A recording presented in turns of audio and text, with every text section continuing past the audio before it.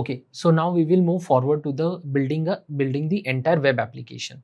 So to build a web application, we need front end, back end, and database. But in this case, we are not going to use database because that is not the requirement for this entire project. So we will mostly focus on the back end part and little bit of front end part. So let's discuss the front end part. So to build a front end for your web application, you require HTML, CSS, and little bit of JavaScript. So first, I will give you a overview of HTML files. So in the last session, we have created a template folder. So whenever you are using a Flask library, you need to create two folders. One is for HTML file and other one is to save the media files. So inside the template folder, I have base.html, then home.html, not found, and thank you.html. So why this multiple files? Because in Flask, we are using Ginga templating. So generally, whenever we build any web application using front end and back end, so for all the front end website, the header and footer is constant. So let's say you have 4 pages. So in all the 4 pages, header and footer will be constant. So to create those pages, you need to declare header and footer again and again. So using Ginga templating, what you can do, inside the base.html, you can mention your header and footer part. And the body part, you can mention in rest of the HTML pages. So once you render those pages, then it will combine base.html and home.html together. And the goal of base.html is to just add header and footer for this home.html file, and same for rest of the HTML file. So we declare header and footer in base.html and we keep placeholder for the body section. So this is the Ginga templating. So inside the template folder only, you need to create all the HTML file. That is a rule while working with Flask web application. So let's discuss first base.html. So HTML is a hypertext markup language which is used to build the skeleton page of the web application. So kind of a front end. To color those particular front end, you can use CSS, and to create dynamic effect on your website, you can use JavaScript. So to write a code in HTML, you need to open this angle bracket, open and close. And inside those bracket, you can declare your elements and tags. So the title is sleep disorder prediction. And then here I'm using multiple style sheet. So this style sheet is basically used to add the color and dynamic behavior to the website. So you can directly import this from multiple website. Then inside the style parameter, inside this style tag, I have mentioned the properties of the entire website, like what will be the height, which font family we are using, background image, color, and where this image should be present, and from which folder the image should get populated. So here you can see in the background image, I'm using URL static dash head.jpg /head.jpg. So static is nothing but a folder that I have created, and inside the static folder you can see there are multiple images like head.jpg, header.jpg, and not found background.jpg. So let's delete the folders which are not required. So if you go to the folder section, because in PyCharm you cannot see the hidden folder. So if you see this .gradio, .idea, .ipynb checkpoints, then PyCache, and these are the not required folder for the deployment. So you can just simply select and click on delete. Then media folder is also not required because we are maintaining the static folder. So inside the static folder, you can see all the images which are required for the web application. So let's delete the media folder. Now we have only this file. So let's go to PyCharm folder again. So inside the static folder, we have head.jpg. So this head.jpg will be populated inside the header part. And here you can see the body section. So inside the body section, we have just created the header part developed by name, and then using machine learning and all, we will see the entire part on the front end side. So let's say if I render this HTML page using this Chrome option, so you can see the entire HTML page. So this is the HTML page till this particular image. This is the header section, And here you can see block content and end block. So this is a placeholder for the body section, and the footer part will be after this. So this base.html will contain only header and footer part. Now we will declare another HTML page, and inside that we will write the code. So done with the base.html. Now we will move on to the next part, which is home.html. Okay, yes. So this part is remaining. So this is basically a placeholder where you will enter the body of your next HTML pages. Then in the footer section, you will mention all the required elements.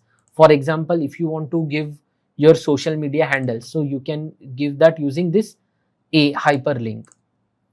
So here href means hyperlink. Inside this double quotes, you can mention your hyperlink like Instagram, GitHub, LinkedIn, and all the hyperlink. And for the icon, I'm using this class Fafa, GitHub, Fafa. So it's a W3 class.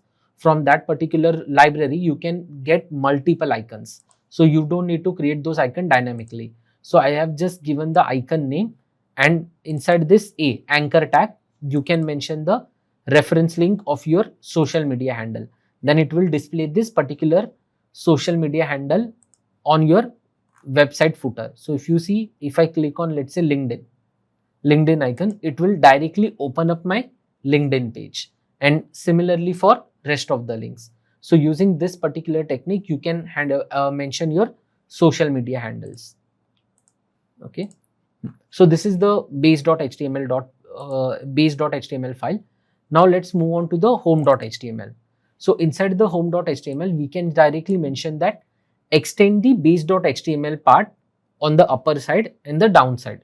So basically header and footer will be directly added from the base.html. So you need to write the entire code inside the block content tab. So you can see start block, end block. Inside this block only, you need to write the entire code for the body section. So inside this body section, we have mentioned the project title, what is the project objective, why we are using this particular project. And then here I have created one particular form. So form is nothing but a type, is a method to get input data from the user. So user will fill this form using name, age, gender, occupation, sleep disorder, and all. So I have created multiple attributes for each input data. So this form will be created on the HTML front-end page. So let's render this page using this technique.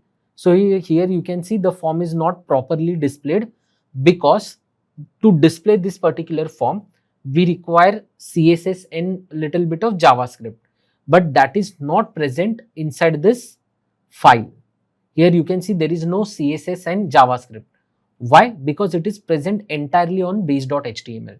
So if you render only home.html, those CSS and JavaScript file will not be applicable to this home.html. When you combine base.html and home.html, only that time all the CSS and JavaScript will be applicable to the website. That we are going to do via code. Okay. So this is the home.html file. So a user will enter the data and user will click on submit button. And then let's go on to the not found.html file. So not found.html. Okay, first we will go to thankyou.html because that is the next file. So let's say a user goes to home.html, user will fill the form, all the required details, and then user will click on button, submit button. Then user will divert it to this thankyou.html. So the thankyou.html will print all the user data in numeric format. So you can see the table attribute. So I have created this info and data table where you will see the name of the user, what is the age, gender, occupation and all. And based on that, you will see the number that user has entered in the form on home.html. So we can see the entire data submitted by the user in numerical form. And then using Ginga templating, I have written if else condition. If result is none, then congratulations, our model predicts that you do not have any sleep disorder. If the result is not none, then that means the user has disorder. It can be anything, sleep apnea or insomnia. So in that case, it will print that this particular username has model predicted that it has sleep apnea or insomnia as a disorder. So this is the if else loop that I have written inside the HTML code using Ginga templating. So this is called Ginga templating. You can write that inside this percentage curly bracket and then again end block. So inside this file, it will create header file and footer file.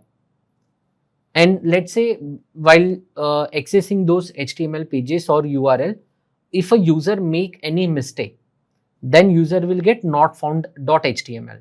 So to display that particular web page, we will use not found.html, and inside this not found.html, we are not going to declare the header and footer part. We will just simply mention the doc type like HTML page not found title, and in the body part we will display one big image, and that image is stored inside the static folder. So inside the static not found.jpg, you can see this is the image that we are going to display. Then we have background repeat, attachment and background size. So these are CSS properties, means how you want to display the image. And then some division container to display message 404 not found, means a client machine is not able to found the server. So if a user makes any mistake, then user can able to see the error using this particular custom web page. So these are the 4 files that we need to use for our web application. So let's render this file as well. So if you click on Chrome button, you can see this entire web page is displayed properly, because there is no as such CSS dependency for this particular page, because in the background we can see the entire image, and 404 not found is the title that we are using, that we are creating using HTML tag. So if a user make any mistake in the URL, then user can see this particular front end. Okay. So these are the file like base.html, home.html, not found.html and thank you.html inside the template folder. So now in Flask web application, we are going to use all those .html files to display the entire web application. So front end part is done. Now we will move on to the backend part. And for the backend part also, we are going to use Flask library.